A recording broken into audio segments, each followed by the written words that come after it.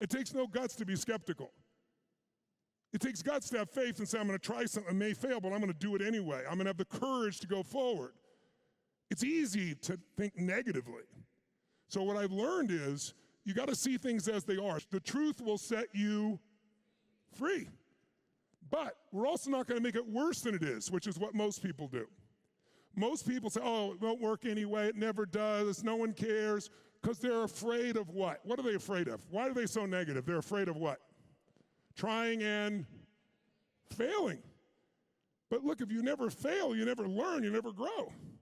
How many of you have had an experience in your life that at the time was horrible? You'd never want to go through it again. You never want anybody you care about to go through it.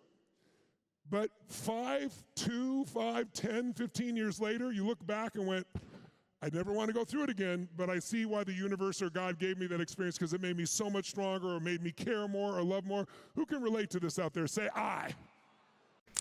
Well, in today's episode, we're going to talk about one of the most exciting projects I think Word on Fire has ever undertaken. We've been working on it for months here, and it's been very difficult not sharing it with the world until now because we're all so passionate about it. So the easiest way to get into it is just to describe its origin. So Bishop, the whole Catholic Church has gone through this lacerating sexual abuse scandal that has undermined and harmed the church and basically every one of its dimensions. Anybody watching this knows what I'm talking about, from the revelations of then Cardinal McCarrick to the Pennsylvania grand jury report to numerous sexual abuse revelations that have come out since then. The church has just been spiraling into near despair. And so in light of that, you sat down and you wrote a new book. This is a book titled Letter to a Suffering Church. If you're watching the video version, you'll see a picture of it here on the screen. Letter to a Suffering Church, a Bishop Speaks on the Sexual Abuse Crisis. It's about 125 pages, so it's fairly lengthy, but you could still read the whole thing in maybe an hour, hour and a half.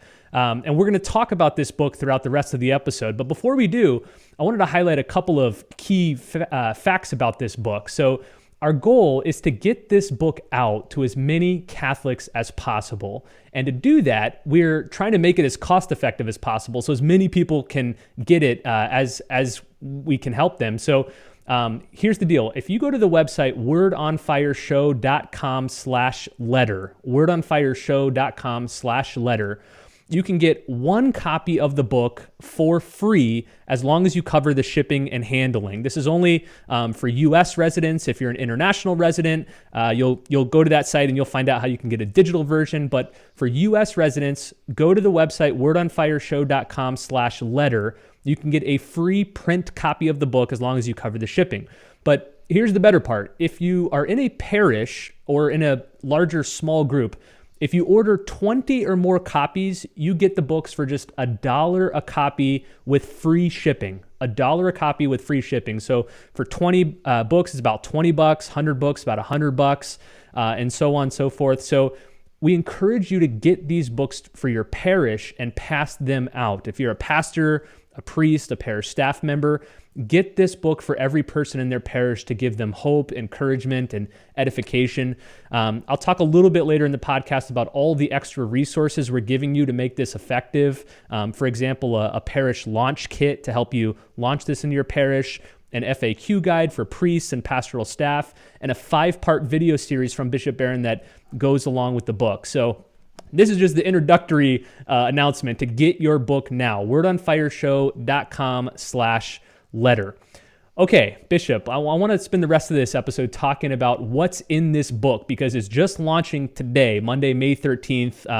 Few people know about it yet, so I wanted to give people an overview of what's inside. So in the preface, you begin by saying, I'm not speaking in the name of my brother bishops or the United States Conference of Catholic Bishops or the Vatican. I have no authority to do so. I'm speaking in my own name as a Catholic, a priest, and a bishop. You also describe the book as a cry from the heart. It's not just sort of a bland, hollow, administrative statement. It's a real cry from your own heart. So what moved you? What compelled you to write this book in this style? Yeah, I think, Brandon, it goes back to last summer when you and I sat down. Remember, I just was back from Ireland, and we did 2 videos on this whole issue. And those videos were really kind of a cri de coeur, as the French say, a cry from the heart. And they got a very strong reaction from people. And I think you and I began talking at that stage about maybe getting those in some kind of print form. So it's been percolating for a while. And what I wanted to do was write. It's a book, as you've been saying correctly. And actually, I haven't even seen the final version, the number of pages. But it's really a letter. And that's what it's called, a letter to a suffering church. I want it to be something that's substantive, but can be read, in one or two sittings maybe. But it was coming, you're right, out of my kind of pastoral heart. As I say there, I have no authority. I'm not speaking for the bishops. I mean, I don't have that authority. I'm not speaking for the Vatican. This is not any kind of official statement. It's simply my statement. But coming, I would say, out of, my whole life as a Catholic, 33 years as a priest, now almost 4 years as a bishop. This crisis has been, and I like that word you use, I think it was Cardinal DiNardo used it first, lacerating. It's been lacerating for the whole church, but for those of us in pastoral ministry, it has been. And it was just my pastor's heart, I think, that wanted to say something to the people of God. And the target audience of this book, even though I'm happy if non-Catholics, listen in, but the target audience is Catholics. And the image I have, Brandon, is in the wake of the McCarrick scandals last summer and fall, the number of times in my region out here in Santa Barbara, I'd go around to parishes and there I'd stand with my, mitre and crosier, and I'm fully symbolizing the church.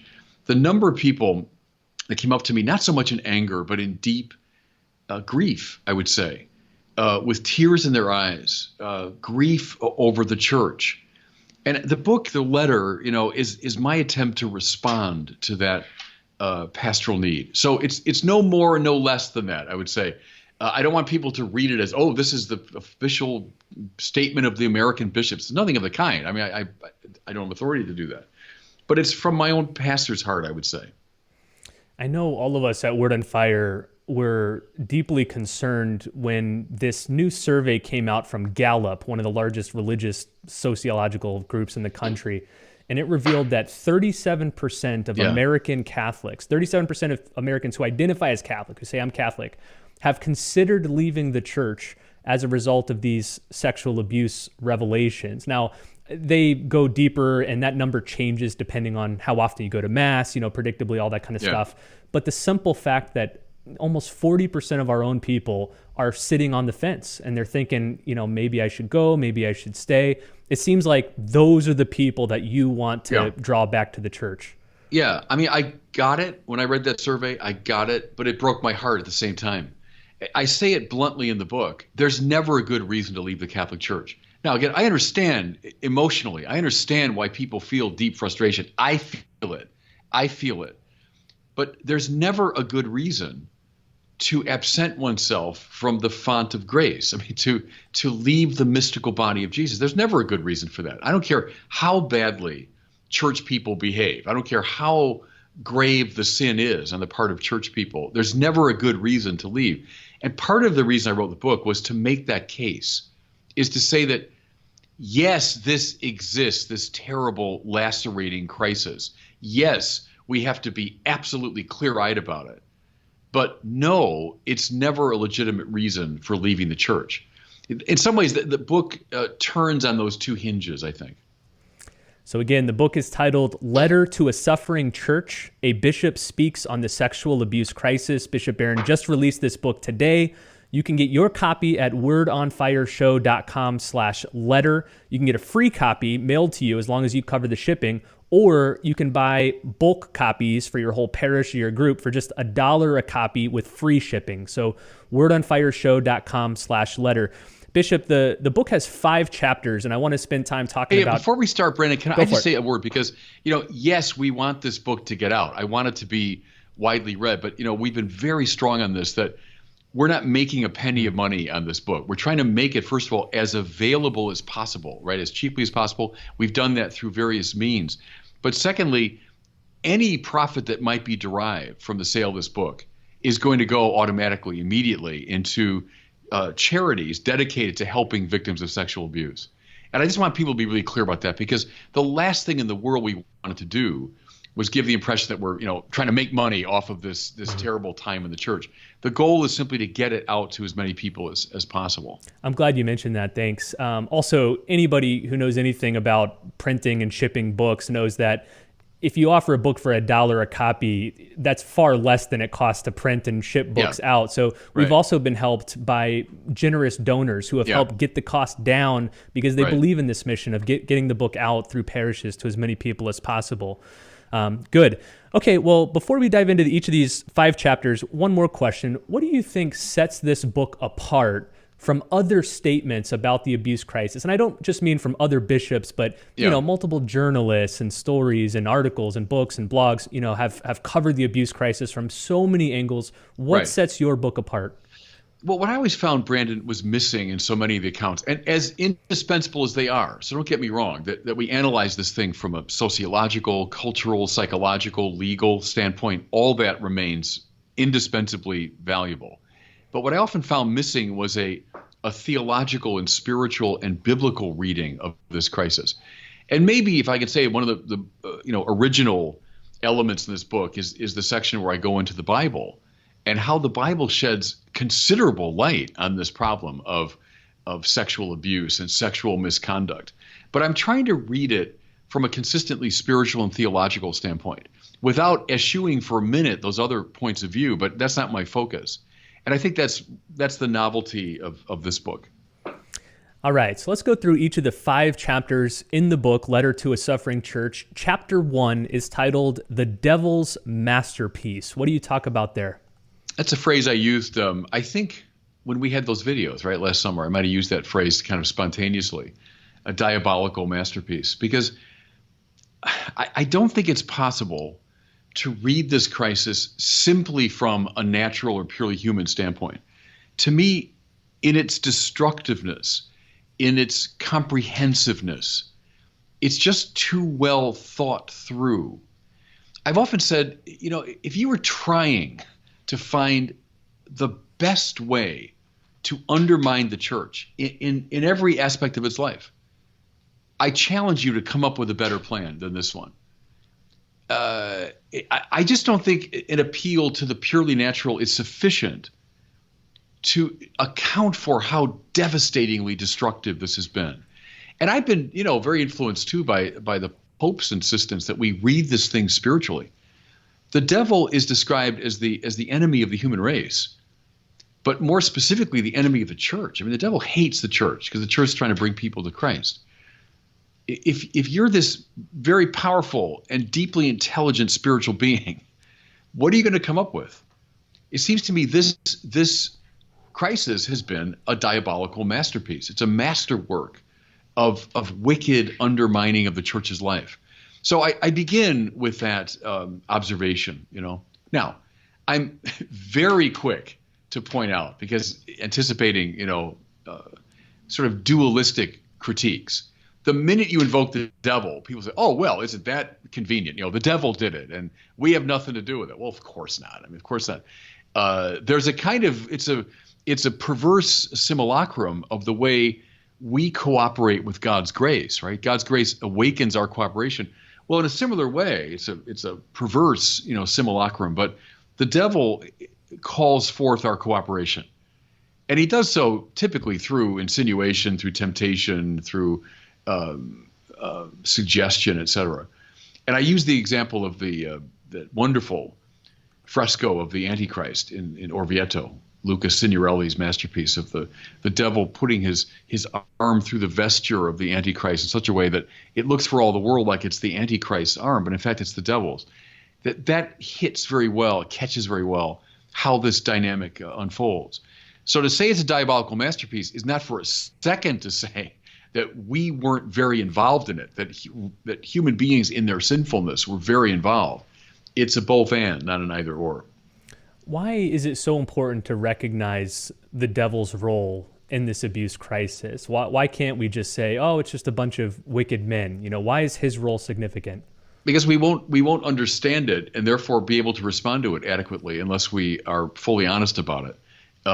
That's why we anticipate the end of the book, the way forward. A lot of it is a spiritual renewal of the church. It's not just let's get our legal situation in better shape. Let's just improve our psychological screening and formation. Again, as important as those are, I'm not gainsaying either one for one moment. Don't get me wrong. But that's not enough. That what's called for ultimately is a spiritual renewal and an acknowledgement that we're involved in a struggle, right? In a spiritual warfare. And I think that's key to understanding this crisis in its complexity. So that was chapter 1, The Devil's Masterpiece. Chapter 2 is titled Light from Scripture. What can the Bible teach us in regards to this crisis? And I think here, Brandon, a lot of people might be surprised how clear-eyed the Bible is about this problem. Now, it's complex. The Bible is deeply appreciative of the role of human sexuality. The Bible's not a puritanical text. I've said 1,000 times. It's not a dualistic text. From the very beginning, God created all things spiritual and material, found them all very good. And furthermore, go forth and multiply, right, is one of the great commands of the Bible. In fact, whenever the covenant gets ratified throughout the Old Testament, it's usually accompanied by this command to go forth and multiply. Marriage, sexuality, family, the joy of sex, all of that is frankly celebrated by the Bible. It's part of God's great plan. Okay, now, there's a shadow side because the Bible, as I say, is so clear-eyed about the myriad ways that we human beings tend to get off kilter, right? Well, sex and family and so on are so beautiful that when they get off kilter, they become deeply corrupt, right? And so we find that in the Bible. And this might surprise people, but walk your way through the Bible, Old Testament and New, you'll find lots of references to this problem. One that always comes to my mind because I develop it a bit in the book. It's such a clear, distant mirror, if I can use Barbara Tuchman's famous phrase, that we look at the story and we see ourselves, but a long, long time ago. The story of Eli the high priest and his sons Hophni and Phinehas, priests, right? And Hophni and Phinehas, deeply corrupt, both financially and sexually, abusing their people. Complaints are brought to Eli, the high priest. He pays lip service to it and urges the sons to, get it together, but they don't, and he doesn't follow up. And the result of this corruption, both the actual abuse and the overlooking of the abuse by an authority figure, Eli, the result is disaster for Israel. The loss of the ark, the loss of 30,000 soldiers, the loss of their political prestige, and the loss of life. Hophni, Phinehas, and Eli all are killed, right? Or the two sons are killed. Eli dies when he hears the news. Now, my point is that story should sound pretty familiar to us in the last 25 years, right?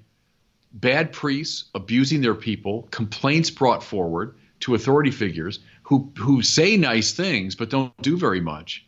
The result, disaster for the new Israel that we call the church. So I talk about that story and a number of others too. And then Jesus, I culminate with the Lord Jesus himself and the importance of children for Jesus as signs of the kingdom. Jesus putting his arm, that beautiful image, around the little child. Unless you change and become like one of these, unless you welcome, he who welcomes him welcomes me and welcomes him who sent me, etc. That children who were kind of marginal figures in Old Testament or in biblical times are brought so central by Jesus. So anyway, I develop a number of these things in that chapter. And I think as I look at this issue and the treatment of it, I don't find that very often, the biblical light being shed. So I think that's a helpful, perspective. So that's chapter number 2, Light from Scripture. Chapter number 3 is titled, We Have Been Here Before. What's your purpose in this chapter? Yeah, I start there with, he's still alive, my old church history professor, Father Charlie Meyer, taught generations of Chicago priests, including my own generation. And Charlie was a brilliant guy and loved taking us through the glories of church history. But he also took a kind of, I think, devilish delight in also showing us a lot of the corruption in church history, the corrupt priests and monks and popes, etc. And as I say in the book, for a lot of us who were kind of novices at that time, there was a little bit shocking. We had perhaps a naive, somewhat romantic view of the church and all these glorious figures, but then to hear of the deep corruption, even on the part of church leaders. But what I argue there is that in a way it was a very good immunization, if you want, is I got immunized by Charlie Meyer against being too scandalized. That, all right, the church has had bad people, even in very high positions, who've done terrible things. But we've survived. And in fact, in many cases, the corruption called forth the renewal associated with the really great figures in church history. It's not to excuse the corruption for a second, but it's to show somehow in God's providence, as the bark of Peter makes its way through the stormy waters, it's got, a lot of ups and downs. And so it's not to marginalize or to minimize what's happening now by any means, but it's to put it in a wider context. I also spent a little bit of time there with the famous Peter Damian story from the 11th century. St. Peter Damian, right? Great hermit and mystic and scholar and so on. But Peter Damian is famous for raising his very eloquent and strong voice against precisely sexual corruption in the church and on the part of high church leaders who were taking advantage of seminary and young priests. And again, talk about a distant mirror. You say the McCarrick crisis from last summer. Look back over 1,000 years in history. You'll see a distant mirror of the same thing. So I think it's helpful just to see what the body of Christ has endured over the centuries and how, despite all that, we've managed to survive. That's an important lesson, I think. So that's chapter 3. We have been here before. Chapter 4 is when I think your blood really starts flowing. You get really excited and passionate because this one's titled, Why Should We Stay? I mentioned earlier that statistic from the Gallup survey that said 37% of American Catholics are considering leaving. Why should they stay? Why should they not leave the church? Because we got to treasure an earthen vessel. So I use the Pauline image there as my master metaphor. And how helpful that at the very beginning of the church, Paul gave us that metaphor. The earthen vessels are obvious. It's us, right? The church. We're flawed. We're fragile. We're very breakable. But strangely, in those earthen vessels, there is a treasure, and the treasure is Christ. And the church, despite its failures and its fragility and its flaws, has borne that treasure up and down the centuries. Now, where do you find it? Well, you find it in the scriptures that have been preserved and commented upon by the church. You find it in the liturgy of the church. You find it in the sacraments. You find it especially in the Eucharist. You find it in the lives of the saints. You find it in the great works of art the church has propagated and so on. In all these ways, the treasure is on display, and it's because of the treasure that we stay. What we should never do is say, oh, look at all these fragile, broken vessels. Well, yeah, from Paul's time on, we should expect a lot of broken, fragile vessels. But we don't stay because of the vessels. We stay because of the treasure. And I want people not to be so preoccupied with the fragility of the vessels that they overlook what's on offer and what is still on offer, which are all the things I mentioned, and more. And that's why I say there's never a good reason to leave the church. Well, they're all so corrupt. Everyone, it seems to be so. Yeah, but the Eucharist. Well, there's all these sins. Yeah, but Christ made available in the sacraments. Oh, these priests and bishops have been so. Yeah, but salvation offered. See, so the yeah, but there is the insistence upon the treasure that persists despite the fragility of the vessels.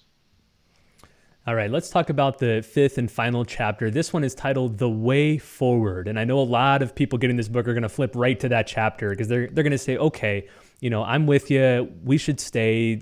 Corrupt men in the church aren't good reasons to leave. But what do? We still got to do something to reform the church, to make sure this stuff doesn't happen again. What do you propose in this 5th and final chapter? Well, Brandon, one thing I do there is to insist upon something that the church has done a great deal in terms of protocols and reforms and laws and so on. And I talk briefly, but I talk about the 2002 Dallas Accords, right? In the wake of the first wave of this great scandal, the church did respond with extraordinarily good and effective protocols. And I say that not just because I'm a Catholic bishop, but because you can prove it statistically that after 2002, when these protocols were in place, the number of abuse cases, fell off the table. And just analyze any of the statistics there of this thing peaking, in the 1970s, maybe early 1980s, trending downward, but then downward precipitously after 2002. So I think we have to give full credit to the Dallas Accords. I was a seminary rector, and so the Dallas Accords very much affected my work because we're screening candidates. Well, I mean, the background checks, and I mean, you're at the level of like FBI kind of background checks of these students, the psychological exams, the number of interviews, et cetera, et cetera, et cetera. The institutional awareness of this problem, I would say, is so clear. I subscribe to the view, many have said this, but I don't know any institution in the world right now where children are safer from this point of view than the Catholic Church because of these protocols. So anyway, I spend a good deal of time insisting upon that. But I then add, and go back to the beginning of the book now, it's not just a matter of protocols, as indispensable as they are. It's also a matter of real spiritual reform. And I use kind of blunt, frank language first about the priesthood, that who can deny, and this is not a blanket condemnation, and the vast majority of priests are good and decent men and so on, but that there was some kind of rot in the priesthood that allowed this abuse to happen. And you can look at that in a number of levels, both the abuse itself, but also the kind of overlooking of the abuse or looking the other way, not taking it with sufficient seriousness. What was it in far too many priests and bishops that kind of allowed this thing to unfold? I make some suggestions there about how the priesthood has to be renewed. But also, and again, this is not to say, hey, we're all equally to blame. That's not the case. I'm not denying for a second how central the corruption of the clergy is here. But clergy don't come out of a vacuum, right? They come up out of a culture. They come up out of, in the vast majority of cases, Catholic families.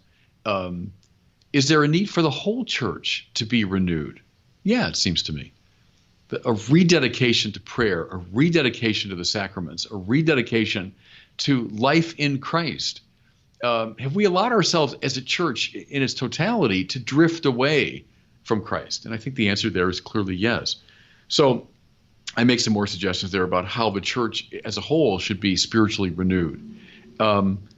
So that's the way forward. It is laws and protocols, et cetera. But more deeply, this was the case when St. Francis called for reform, when St. Dominic called for reform, when Ignatius of Loyola called for reform.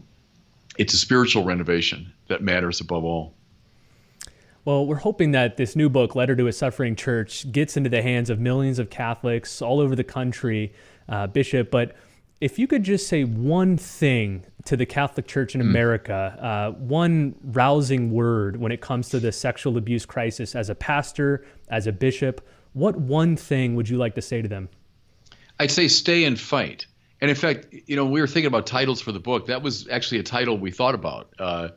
Stay and fight. This is not the time to leave. So I understand the 37%. And again, I understand it. I get it. I'm not trying to undermine that point of view. I get it. But this is not the time to leave. It's the time precisely to stay and to fight for what's best and right in the church. I used the example, I think we did it in our video last summer of Lincoln. It was a great hero of mine. Where there were many people at the time of the Civil War, especially once the war got really dicey, and people were dying in their tens of thousands, who were saying, oh, come on, let's just get out of this thing. Let's end this goofy war and let the South have their way, and let's just end the fight.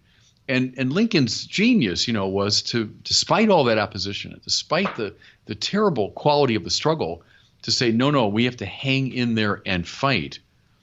Because he saw the institution of slavery as a fundamental undermining of the very nature of American democracy, in a way that this rot that's in the church is undermining what we're supposed to be. All right, fight it, stay, redouble efforts. This is not the time to leave, but to stay and fight. That'd be my last word to Catholics. So again, the book is titled Letter to a Suffering Church, A Bishop Speaks on the Sexual Abuse Crisis. You can get a free copy if you cover the shipping at wordonfireshow.com/letter. But more importantly, we're encouraging you, please invite your parish to get copies for everyone in your parish community. You can get them for just $1 a copy with free shipping. All profits from the sale of this book go to charities that serve people who have been sexually abused. So we think this project is just win-win-win all the way around. We want to help the church and we want to help the victims. So please get your copy at wordonfireshow.com/letter.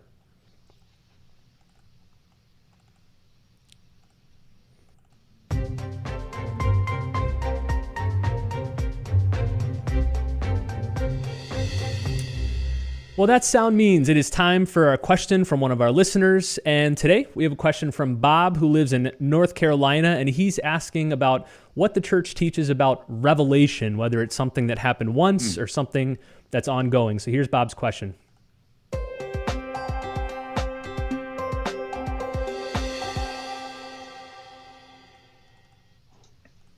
Hey, Bishop Barron, this is Bob from North Carolina. Our parish here is currently doing the study guide for the Mass, and one of the things that it talked about when it pushed us back towards the catechism was a term called amnesis, which I believe is something that is a Platonic from Plato type term. My question is, if we start with Plato and we learn from those things and that grows into the Old Testament and that leads to the New Testament, does the church feel like we're really there yet, or are we continuing to evolve and still having things revealed to us even today? Thank you very much. Good. That's a searching question. First, anamnesis, word meaning memory, it's a Greek term, obviously, but it's not derived so much from Plato's sense, which is it's used in an epistemological context for Plato, that when we come to know something, we're actually remembering, what we knew when we lived in the realm of the form. So they're not using it in that way. Biblically, it's much more of a Jewish term. And it's the idea of the recuperation of history is not just a distant recalling, but a real participation in. So just that clarification, the anamnesis in question is not Platonic, it's much more biblical.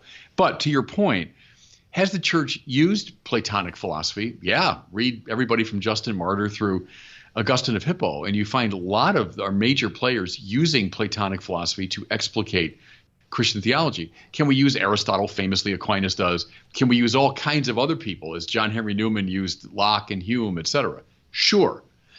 That's the Catholic genius.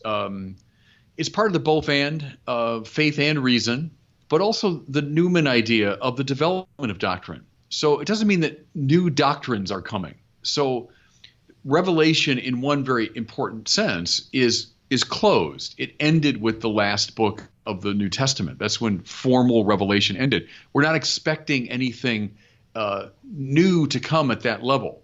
However, what was given to us is like a seed that's now going to grow into a great tree. It's like the beginning of a river that's now going to unfold.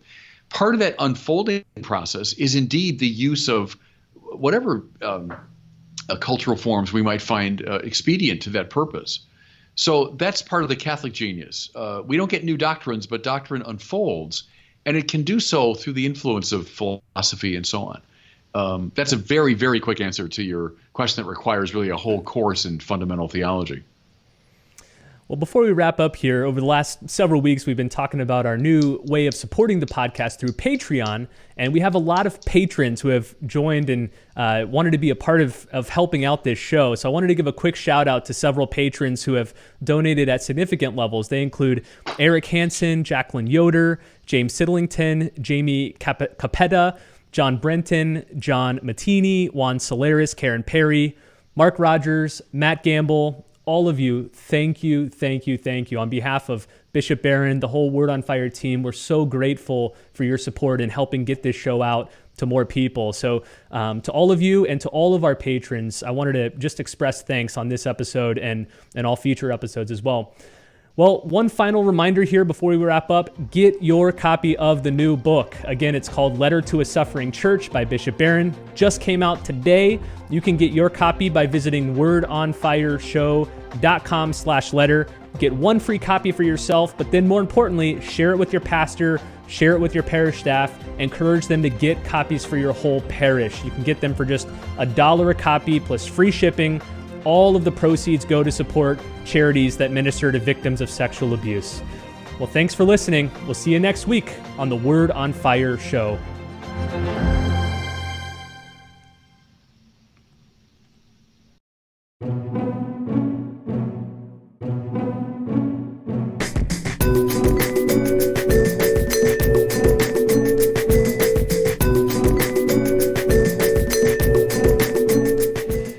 As I record these words, I'm preparing to go to Rome for the canonization of Saint John Henry Newman. Very excited about that. And then after the canonization, I'm going to Oxford to give a paper on Newman and evangelization. So the great English convert has been on my mind a lot recently. Here's the thing about Newman that's, I think, particularly interesting, is he's co-opted today and read today in terms of a lot of our theological categories and conflicts. And that makes him actually less illuminating precisely for our time. The key, I think, is to look at Newman within his own framework, understand what he was saying and why, and what audience he was addressing. Now, I want to show this by looking at two major themes in Newman, namely the development of doctrine and the primacy of conscience. Two themes that are often talked about today, but I think in a somewhat distorting way. Now, development of doctrine. Newman does indeed say that doctrine, because it exists in the play of lively minds, develops. It unfolds itself over space and time. Within this epistemological context, he does indeed say, to live is to change, and to be perfect is to have changed often.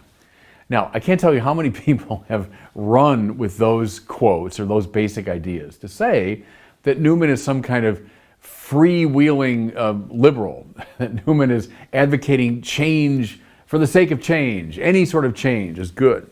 But of course, nothing could be further from the truth. And the best evidence is in the famous Bilietto speech that Newman gave. That's the talk that was customary in those days. When you were named a cardinal, you gave this sort of acceptance speech. And during it, Newman clarified that his whole life had been a constant struggle against liberalism in matters of religion.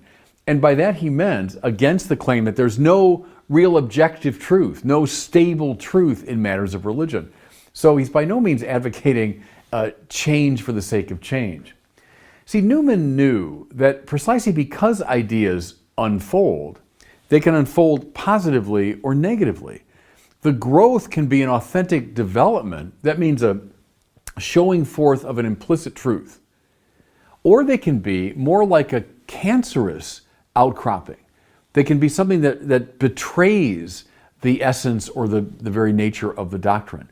Which is why, furthermore, he called for a living voice of authority, a sort of umpiring voice that could determine the difference between authentic development and corruption.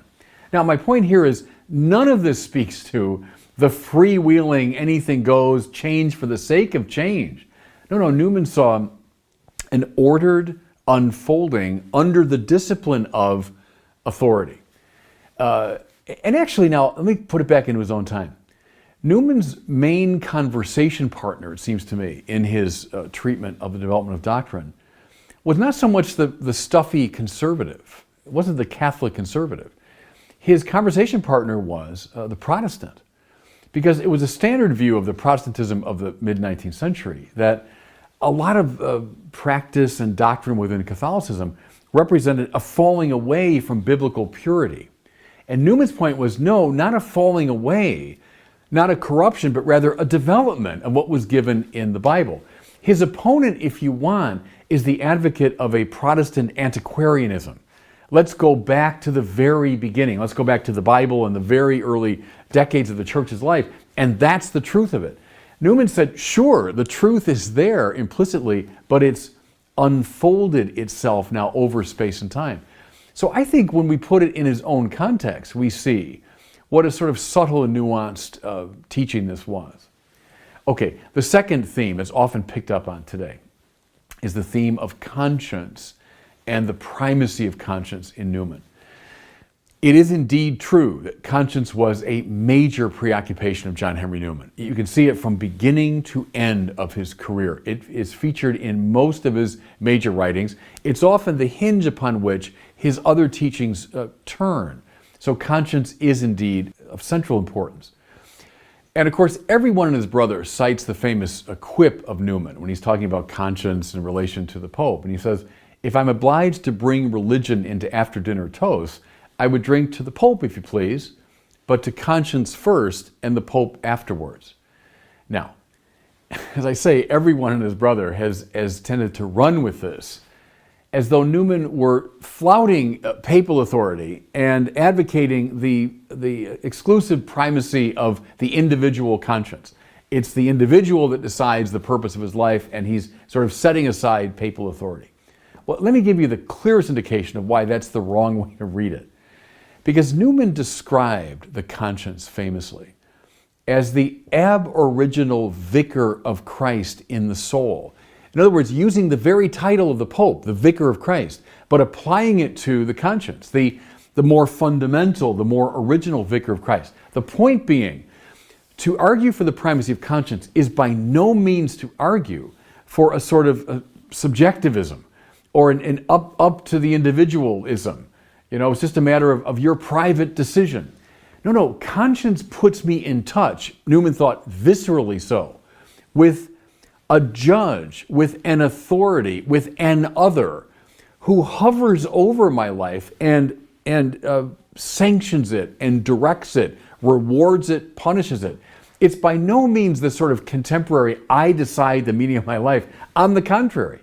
And notice again, please, aboriginal Vicar of Christ, and then the Vicar of Christ in a sort of formal institutional sense, the Pope. There's no contradiction between the two. On the contrary, they are very much on a spectrum. The conscience being a more interiorly experienced, more viscerally experienced Christ, the aboriginal Vicar of Christ in the soul. And so Newman, as an advocate of sheer moral individualism, couldn't be further from the truth. Okay, having made those clarifications, should I say, okay, well, the conservatives have really read Newman correctly and the liberals are wrong? Well, I would say yes, the sensible conservatives can and should claim that. Newman stood athwart liberalism, as he himself said. But there are those today on the really extreme Catholic right, I think, who are indeed at odds with Newman. In talking about the development of doctrine, he does indeed stand athwart a view that would see doctrine simply as precious objets d'art, under a glass, that they're absolutely unchanging. They're simply passed on from generation to generation. Newman repudiated that view. No, doctrines are living things, and they unfold always true to themselves, never moving into contradiction with themselves, but indeed alive and displaying different aspects and dimensions as they go. Can I give you, by the way, and again, against an extreme Catholic conservatism, Vatican II itself is a very good example of what Newman meant by the development of doctrine.